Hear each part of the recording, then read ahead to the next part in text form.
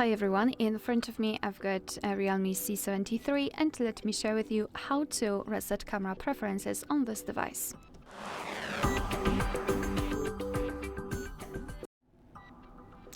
So let's begin with opening the camera app. Currently we are in the standard photo mode. To be honest, the mode does not really matter, still we will have to enter general settings. However, I wanted to draw your attention to this special type of a grid line, so the golden spiral. I've applied it before I've started the recording because I'd like to show you a visual evidence that the reset option will work. So basically it should disappear after resetting. All you have to do is to tap on this 3 bars icon in the right upper corner and enter the settings.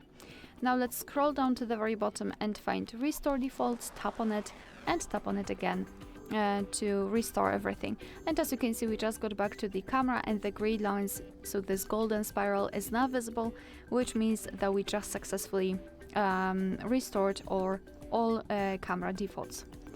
Alright, so that will be all. Thank you so much for watching. Please hit the subscribe button and leave the thumbs up.